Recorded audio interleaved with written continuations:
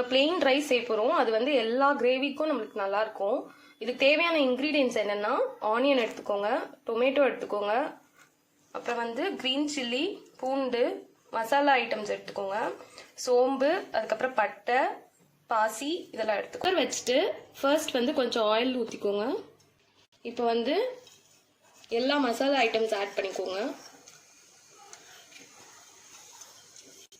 Next வந்து onion tomato add பண்ணிக்கோங்க.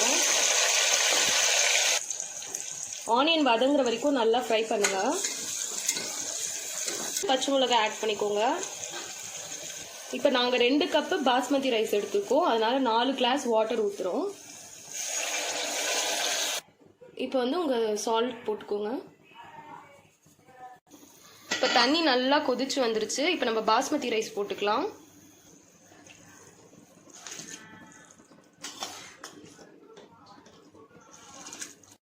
Close பண்ணிட்டு விசில் வச்சுக்கோங்க.